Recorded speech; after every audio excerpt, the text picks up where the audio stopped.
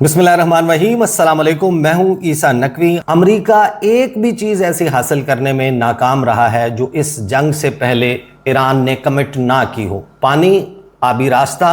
खुला था, अब खुल जाएगा, दोबारा खुल जाएगा इस जंग के बाद। बॉम्ब नहीं बनाने का कहा था, अब भी यही कह रहा है कि हम नहीं बनाएंगे। लेकिन फिर जो ईरानियन ऑफिशियल्स, जिसके हवाले से मैंने आपको आगाज़ में डोनाल्ड ट्रंप का ट्रुथ सोशल का पोस्ट दिखाया कि जिसमें वो कह रहा है कि ये फेक न्यूज़ है, ये झूठ है, और उसकी वजह है कि जो ईरान ने तफसीलात सामने रखी हैं, जिस माहदे के हवाले से जो 14 पॉइंट्स एग्री किए जा रहे हैं, महर न्यूज़ एजेंसी, इरना समेत बहुत सारे जो ईरानियन मीडिया आउटलेट्स हैं, इंटरनेशनल मीडिया आउटलेट्स, उनको दी जाने वाली तफसीलात को जब आप पढ़ते हैं तो आपको अंदाज़ा होता है कि ये वो माहदा है जो अमेरिका की शिकस्त को पूरी दुनिया में एडवर्टाइज करेगा। पूरी दुनिया को पता चलेगा कि ईरान ने इससे क्या हासिल किया है, क्योंकि ये पॉइंट्स, 14 पॉइंट्स का जो ईरान यूएस मेमोरेंडम है, इस मेमोरेंडम की कुछ तफसीलात जो शेयर की गई हैं वो क्या है। Number 1, immediate and permanent cease fire on all fronts including Lebanon, कि तमाम के तमाम इस रीजन में जितने भी महाज खुले हुए हैं वहाँ पर फौरी और मुकम्मल जंगबंदी होगी। ये वो पॉइंट है जिससे सबसे ज़्यादा तकलीफ़ इसराइल को होगी, जो अब एक्सपैंड करता हुआ लबनान के इलाकों को अपने हिस्सा बनाना चाहता था और लबनान के और इसराइल के दरमियान एक 7 किलोमीटर का बफर जोन बनाना चाहता था। तो इसका मतलब यह है कि एक immediate ceasefire, back to normal, तमाम महाज बंद हो जाएंगे। Number 2, US commitment not to interfere in Iran's internal affairs and to respect Iran's sovereignty, कि अमेरिका ये कमिटमेंट देगा कि वो ईरान के दाखिली मामलात में, उसकी सियासत में, वो डेमोक्रेसी है, वो बादशाहत है, वो ऑटोक्रेसी है, वहाँ पर किसी मौलवी का कंट्रोल है, वहाँ पर किसी अवाम के मुंतखब नुमाइंदे का कंट्रोल है, ये अमेरिका का कंसर्न नहीं होगा। वो अपना जमहूरी मॉडल एक्सपोर्ट करके किसी और मुल्क पर, ख़ास तौर पर ईरान पर लागू करने की कोशिश नहीं करेगा। ईरान के दाखिली मामलात में छेड़छाड़ नहीं की जाएगी और ईरान की खुद मुख्तारी का मुकम्मल एहतराम किया जाएगा। Point number 3, full lifting of the naval blockade with in 30 days, के 30 दिन के अंदर अंदर ईरान की बहरी नाकाबंदी मुकम्मल तौर पर ख़त्म कर दी जाएगी। Point number 4, US commitment to withdraw its forces from areas surrounding Iran, के ईरान के इर्द गिर्द के जो इलाके हैं वहाँ से अमेरिका अपनी अफवाज को विड्रॉ करेगा, वहाँ से अमेरिका वापस चला जाएगा। अब एग्जैक्टली इसका मतलब क्या ये है कि खलीजी ममालिक में मौजूद अड्डे ख़त्म हो जाएंगे, वहाँ पर उनकी प्रेजेंस जो है उसको घटा दिया जाएगा, 5th फ्लीट का हेडक्वार्टर यहाँ पर मौजूद नहीं रहेगा, यहाँ से चला जाएगा, या फिर ईरानी पानियों से फासला जो है वो डिटर्मन, और ईरानी सरजमीन से फासला डिटर्मन किया जाएगा। ये तफसीलात हैं जो आगे 60 दिन के पीरियड में चॉक आउट होना है। अगला पॉइंट ये है, reopening of the strait of Hormuz within 30 days under Iranian arrangements, कि ईरान की हुई अरेंजमेंट्स के तहत रीओपन किया जाएगा आबनाए हुर्मुज को। यानी वही काम करना पड़ेगा, कोऑर्डिनेट आपको पासदाराना इनकलाब के साथ करना पड़ेगा। आप उनको तफसीलात बताएंगे, आपको वो रूट बताएंगे कि माइन से बचते बचाते आपने किस तरीके से आबनाए हुर्मुज से बाहर इंटरनेशनल वाटर्स की तरफ ट्रैवल करना है। Suspension of sanctions on Iranian oil, petrochemicals and related exports with full access to the resulting revenues, के जो पहले वाला काम था, ईरान पर जिस किस्म की पाबंदियां थी, उन तमाम पाबंदियों को ईरानी तेल पर, ईरान के पेट्रोकेमिकल्स पर, उन पाबंदियों को ख़त्म कर लिया जाएगा। ईरान की जो हाइड्रोकार्बन्स के हवाले से एक्सपोर्ट्स हैं, उन तमाम पर जितनी भी सैंक्शंस हैं उनको लिफ्ट किया जाएगा, और जितना भी इसका रेवेन्यू आता है उस तक फुल एक्सेस ईरान को दिया जाएगा। Next point, US and its allies to provide reconstruction plans for Iran worth at least $300 billion,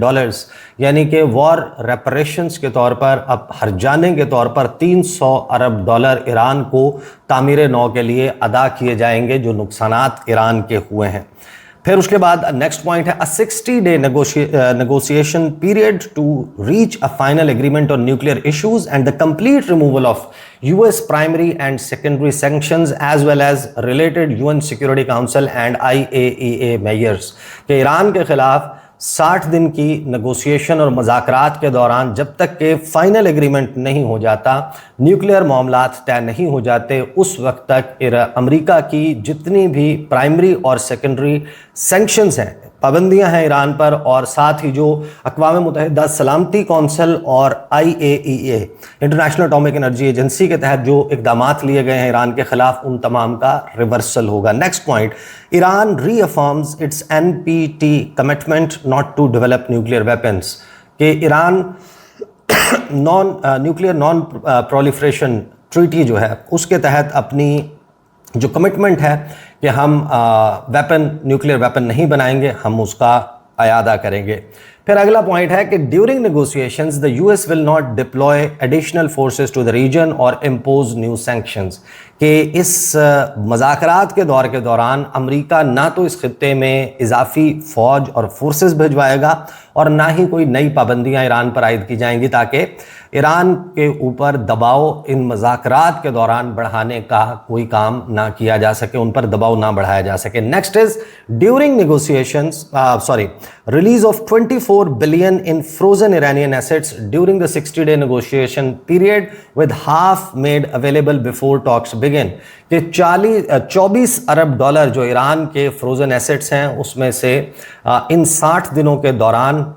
24 Arab dollar कुल ईरान को हवाले किए जाएंगे। इसमें से आधे निस्फ जो है यानी 12 अरब डॉलर मुज़ाकरात की मेज़ पर बैठने से पहले ईरान वसूल करेगा। Next is establishment of a monitoring mechanism to oversee implementation of the agreement, के ये जो हम मुआहदा तय करेंगे अमेरिका के साथ, उसको मॉनिटर करने के लिए कि इस पर अमल दरामद हो रहा है या नहीं, इसके लिए एक मैकेनिज्म इस्टेब्लिश किया जाएगा। जो फाइनल एग्रीमेंट है will be endorsed by a UN security council resolution, के इसको एक अक़वाम मुत्तहिदा सलामती कौंसिल की करारदाद के ज़रिए इसको बाइंडिंग बनाया जाएगा, जो भी मुआहदा अमेरिका और ईरान के दरमियान तय पाता है। Final negotiations will begin only after the release of half of Iran's frozen assets, suspension of oil sanctions and lifting of the naval blockade, कि ईरान मुज़ाकरात की मेज़ पर तब बैठेगा जब आप उनके मुंजमद असासे बहाल कर देंगे, उनके ऊपर तमाम तेल पर आयद पाबंदियां ख़त्म कर देंगे और जो बहरी नाकाबंदी है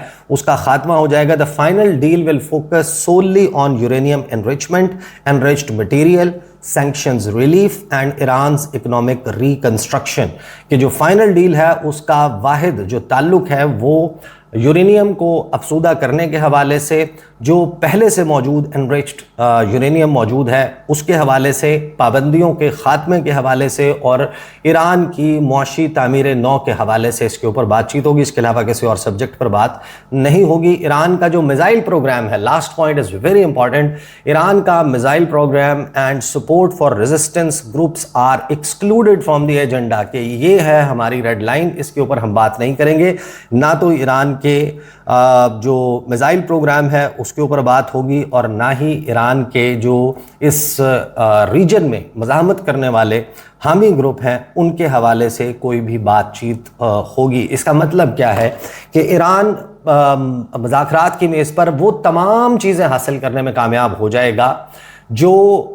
अमेरिका, बरतानिया, यूरोप, इस खित्ते में ईरान के मुखालिफिन कोई भी गुज़श्ता 47 साल में ईरान को देने के लिए तैयार नहीं था। वो सब के सब एक मुआहदे के तहत अब तश्तरी में ईरान के कदमों में पेश किए जाएंगे, एटलीस्ट इन जो तफसीलात जारी की गई हैं इनके मुताबिक, और बदले में ईरान सिर्फ वही चीज़ें देगा जो वो 2015 में भी एग्री कर चुका था, 2020 में भी एग्री किया था, 2024-25 में भी उसने एग्री किया और 2026 इस जंग के आगाज़ से पहले जनेवा में ही बैठकर ईरान ने ये तमाम कमिटमेंट्स दी थी। तो आप अंदाज़ा लगाएं कि ईरान की कितनी बड़ी जीत होने जा रही है। लेकिन एक तरफ ईरान की जहां हम बात कर रहे हैं कि जहां पर जश्न की तैयारियां हैं और ये बात चल रही है कि सैयद अली खामनाई जो है उनकी तदफीन जो है वो अब जुलाई तक मौखर कर दी गई है। ऑब्वियसली जो आशूरा मुहर्रम है उसके बाद सैयद अली ख़ामनाई जो हैं उनकी तदफीन और ये तमाम मामलात तय पाएंगे। साथ ही ये ख़बरें आ रही हैं कि सैयद अब्बास इराक़ची वो पाकिस्तान का दौरा करेंगे,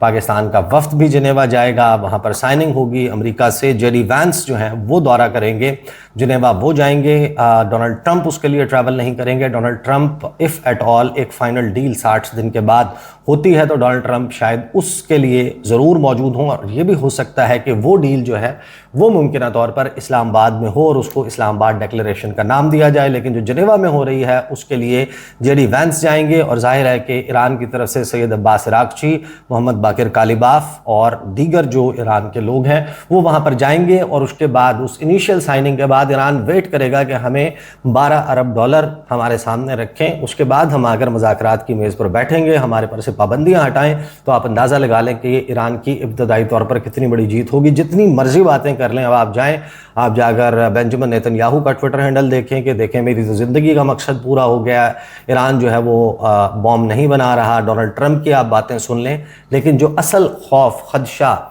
और जिस किस्म का फियर आपको नज़र आता है on the other side of straight of Hormuz के, जहाँ पर जो known, very well known Twitter handles हैं जो टाउट करते हैं अपनी खलीजी रियासतों की हुकूमतों को, और वहाँ पर जो उनकी रॉयल फैमिलीज़ हैं उनके साथ बड़े वेल कनेक्टेड तस्वुर होते हैं, उनमें एक बड़ी वाज़े किस्म की बेचैनी नज़र आती है। यानी मैं आपके सामने एग्जाम्पल के तौर पर ये अमजद ताहा हैं, यूएई रॉयल्स के साथ बड़े वेल कनेक्टेड तस्वुर होते हैं, जो भी बैठकर इंटरनेशनल मीडिया पर बात करते हैं उसको मुत्तहिदा अरब अमारात के हुक्मरानों के दिलों की बात समझा जाता है कि वो बेसिकली उनका पॉइंट ऑफ व्यू क्या है। अमजद ताहा ट्वीट करते हैं, Iran 1500 international agreements signed, violated 1347। I don't know about the veracity of these figures, but his claim is कि ईरान जो है उसने अपनी तारीख़ में 1500 बैनुल-अक़वामी मुआहिदों पर दस्तखत किए, जिसमें से 1347 जो हैं उसके ऊपर उसने अमल दरामद नहीं किया, उनकी खिलाफ वर्जी की, उनको वायलेट किया। US Iran deals since the 1950s about 4 के 4 एग्रीमेंट्स हुए हैं, डील्स हुई हैं ईरान और अमेरिका के दरमियान, और इन 4 डील्स में से सक्सेसफुल वंस 0 के, एक भी डील कामयाब नहीं हुई। Trump trusting Tehran is like lending your car to someone who keeps running it without the wheels. Iran signs agreements the way some people sign up for the gym memberships enthusiastically then never show up again। कि Iran जो है वो उसके ऊपर एतमाद जो Donald Trump कर रहा है वो इसी तरीके से है कि आप अपनी गाड़ी उसको दे दें जो व्हील्स के बगैर गाड़ी जो है वो चलाता रहे, और फिर वो बगैर पहियों के गाड़ी वापस करे। ईरान जो है वो बिल्कुल उन लोगों की तरह जो जिम की मेंबरशिप लेते हैं कि बड़ा पुरजोश होकर उनको वो कहते हैं कि हमने बस आज से एक्सरसाइज शुरू करनी है, वर्जिश करेंगे, अपने एक हेल्दी लाइफस्टाइल जो है वो अपनाएंगे, लेकिन फिर उसके बाद वो कभी जिम की शक्ल नहीं देखते। इस किस्म के ग्रोइंग फियर्स हैं। सऊदी अरब की तरफ से कुछ पॉजिटिविटी के बयानात उनके जो रिलेटेड मीडिया हैंडल्स हैं सोशल मीडिया के, वो इसके हवाले से कह रहे हैं कि देखा हम तो पहले दिन से कह रहे थे, हमारी पॉलिसी दुरुस्त साबित हुई। कुछ रियासतें, अब जाहिर है कि वो इशारतन बात कर रहे हैं मुत्तहिदा अरब अमारात की, एज सच वो कतर की बात भी नहीं कर रहे, वो उस तरीके से कुवैत या बहरीन की बात नहीं कर रहे। ख़ास तौर पर इसमें जो कल्प्रेट है वो समझा जा रहा है कि मुत्तहिदा अरब अमारात है वो कल्प्रेट जो ये सब कुछ कर रहा था या करवाने की कोशिश कर रहा था, अपना असर रसूख इस्तेमाल कर रहा था। तो आज वो सब के सब बढ़ चढ़ कर कह रहे हैं कि देखें हमारे मौक़िफ़ की जीत हुई है। तो ये जो अभी तक तफसीलात आई हैं, अगरचे अभी ये कहना हतमी तौर पर नहीं कहा जा सकता अनलेस ये एग्रीमेंट साइन होता है, इस पर अमल दरामद शुरू हो जाता है, लेकिन अगर ये हो जाता है और इसका जो ट्राजेक्टरी नज़र आ रही है ऑलरेडी इसने इस दुनिया को और इस दुनिया की पॉलिटिक्स को शेप अप करना शुरू कर दिया है, और इसके नतीजे में, इस पर अमल दरामद के नतीजे में ईरान क्या कुछ कर गुजरेगा और ख़लीजी ममालिक के लिए ये कितना बड़ा धचका साबित हो सकती है, इसके ऊपर हम सेपरेटली किसी वीडियो में बात करेंगे। अभी एक डेवलपिंग स्टोरी है जिस पर नई आने वाली तफसीलात भी आपके सामने रखूँगा। अब तक के लिए इतना ही, इजाज़त दीजिए, अल्लाह हाफ़िज़।